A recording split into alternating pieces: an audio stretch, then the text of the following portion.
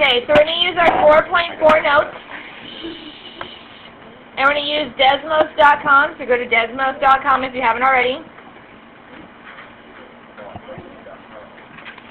DESMOS.com. And you'll get to here and just click on Start Graphing. We're going to graph that first equation, y equals x in absolute values minus 5.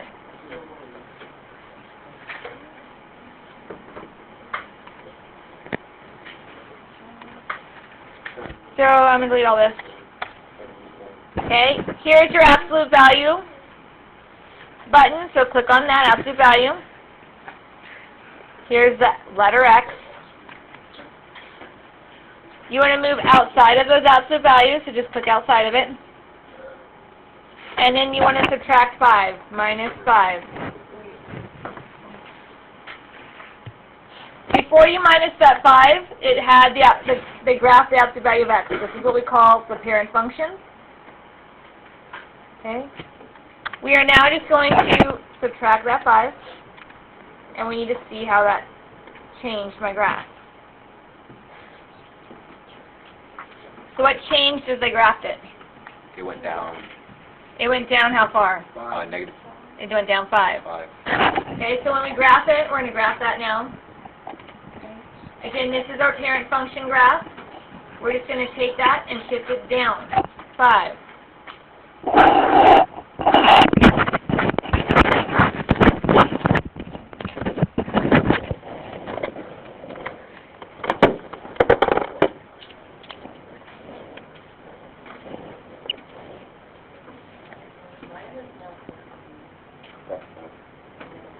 Bring it here. Okay, the rate of change doesn't change at all. Just where the vertex is changing. So it has the same width. We've just basically taken it and shoved it down 5.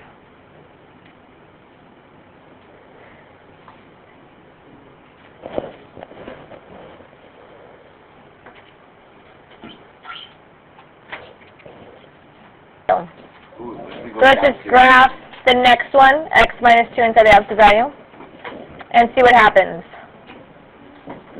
So instead of outside, you're going to make it go inside. And just do minus 2. Okay, now what happened? It shifted to which way? To the right 2. Okay, notice too, if you hover over certain points, they'll give you 0 repairs.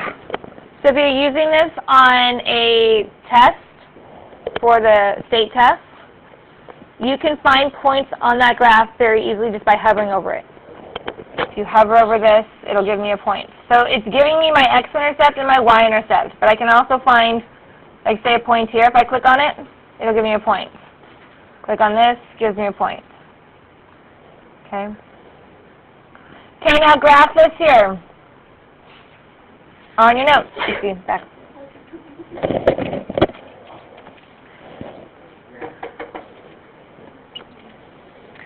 So this shifted to the right too. Again, my rate of change did not change at all.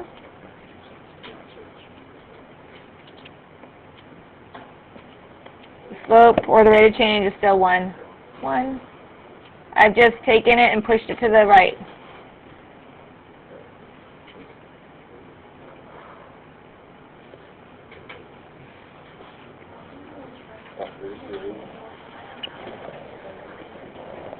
Any questions over that? Okay, let's do the next one.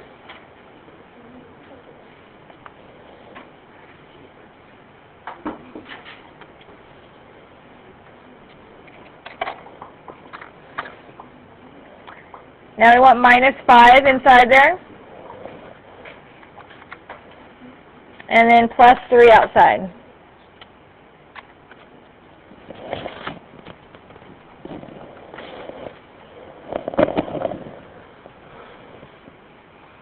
And then how did that change my graph? Very good. It went up 3 and to the right 5. Brandon, can you write this down?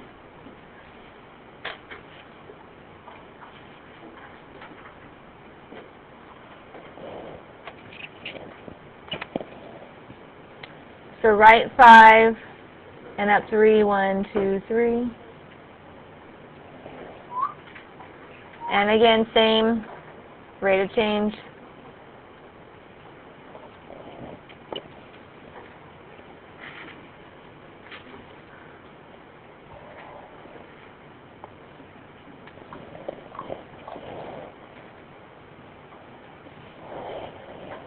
Any questions over that? Okay. Now we've just been adding and subtracting numbers to our equation. Now we're going to be multiplying by numbers.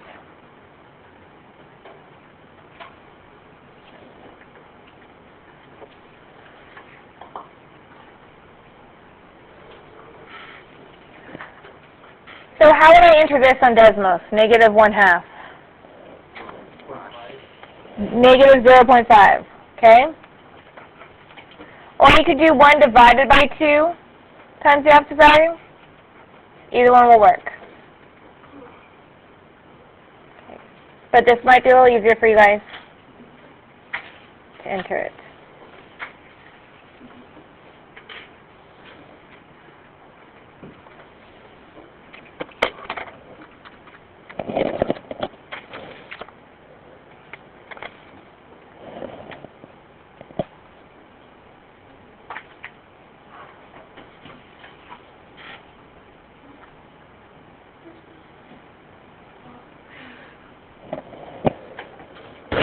Okay, and how did that change my graph?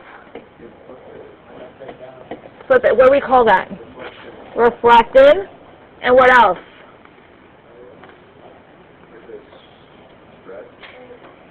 Okay. Not a stretch. Shrink, right? We squished it down so it got fatter. My V became fatter. Because we went down 1 and to the right 1, 2. Down 1. Down 1, right 2, down 1, right 2, down 1, left 2. Okay? So let's graph that.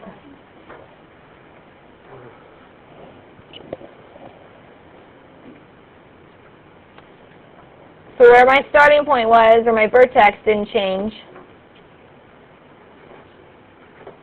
but my rate of change did. And it reflected across my x-axis.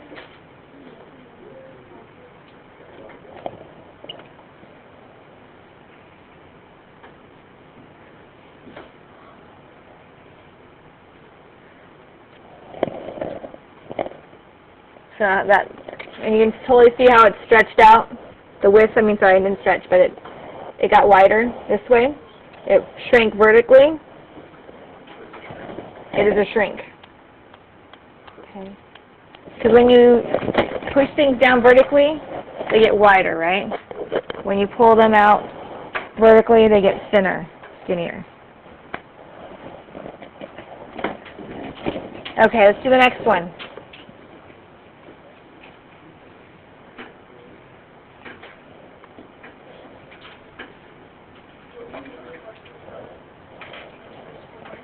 Yep.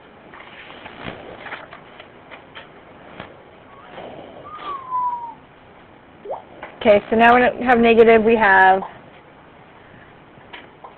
1.5x, and then minus 1.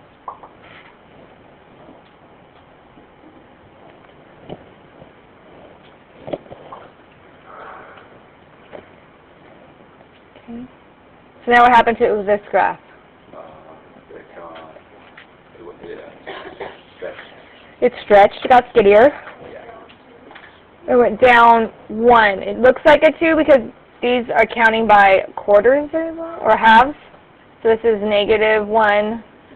This would be a half, 0.5. Mm-hmm.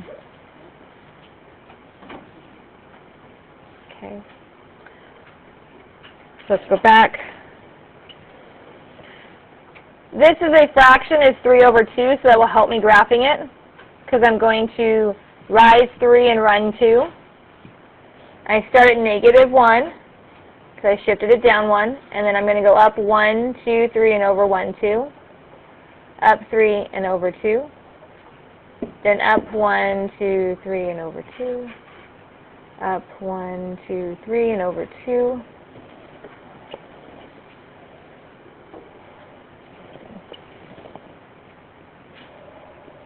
And so that is my graph.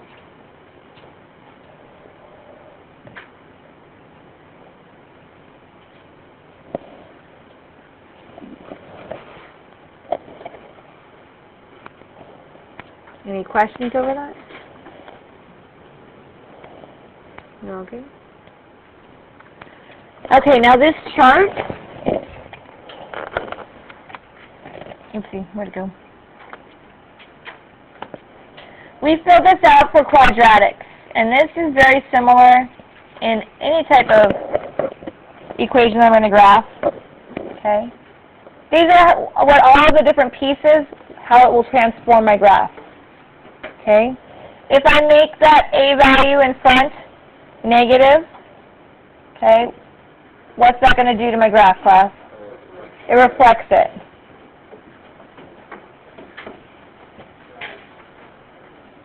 Across the x-axis. Okay.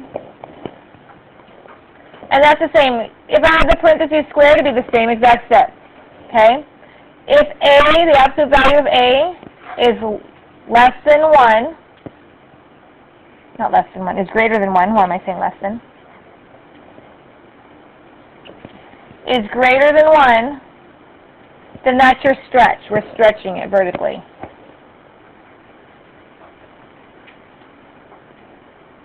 If my A value is in between, my absolute value of A is in between, it shouldn't be equal to because it can't equal 0, is in between 0 and 1, that just means it's a fraction.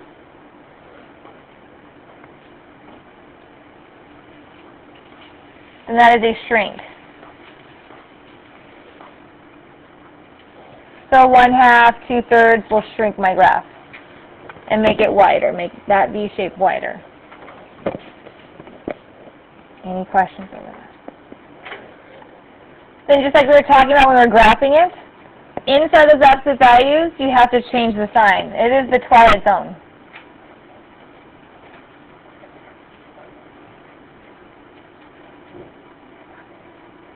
It's the opposite of what you think. So this negative h, actually you would think goes flat, but it goes to the right. And positive h values go to the left.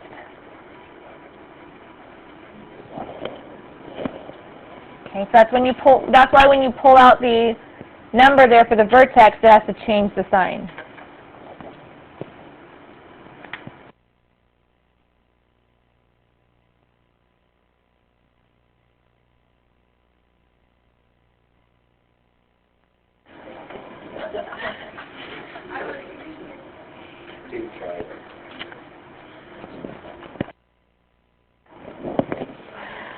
Okay, positive k moves up. Negative k moves down.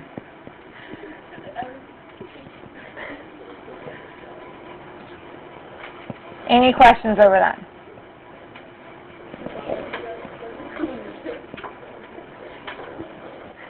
Okay, so we'll use this. You don't need to do the 4-4 homework. We haven't finished it. We're not going to finish it. I just wanted to use that graphing calculator since we have some time. We'll finish this. So tonight, all our homework is 4-3. Okay, you'll be quizzed on 4-3 on Tuesday when I see you next.